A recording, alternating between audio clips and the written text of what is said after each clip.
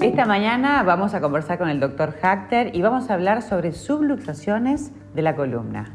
Buenos días. Buenos días, María. Buenos días, teleaudiencia. Es un gusto y un placer.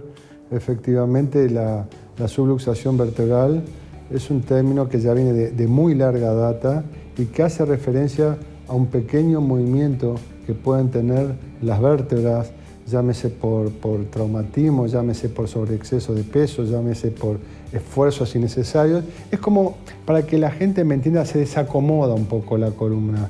Pero esa pequeña desacomodación de la columna nos puede traer muchos problemas. Entre otros, porque hay una interrelación muy interesante entre la columna vertebral y el sistema nervioso.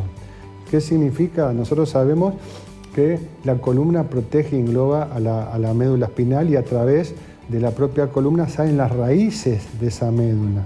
Si tenemos la médula espinal con parte del sistema central y las raíces parte del sistema periférico. Cuando se desacomoda por alguna situación u otra esa columna vertebral, llámese en el cuello, llámese en la columna dorsal, llámese en la columna lumbar, lumbosacra, esa desacomodación, esas pequeñas desacomodaciones que se llaman desajustes vertebrales o desacomodaciones vertebrales, entre otras cosas, también, además de darnos dolor, que nos pueden dar dolor, nos hacen como una especie de bloqueo energético.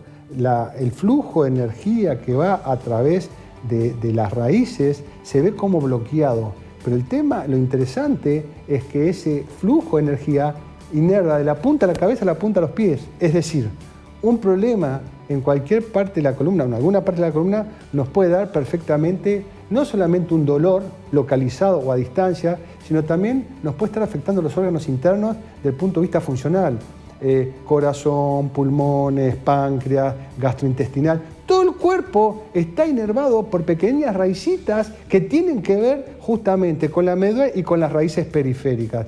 Entonces es un concepto muy interesante que se viene manejando hace, digamos, muchísimos años, por no decir un par de siglos, esa interrelación que existe entre la columna vertebral y el sistema nervioso, que nosotros lo conocemos, por supuesto, pero hay como unas pequeñas alteraciones de la columna vertebral, pequeños desajustes que de repente vos vas a verlos en las radiografías y no encontrás grandes cosas, y lo vas a hacer incluso estudios más importantes y no encontrás grandes cosas, porque es un diagnóstico fundamentalmente clínico con repercusión sintomatológica. Es decir, por ejemplo, perfectamente te va a dar un dolor, como te decía, en el cuello, si el desajuste es en el cuello, en las dorsales, te va a dar en la espalda, incluso en el tórax, porque también te da irradiación de dolor.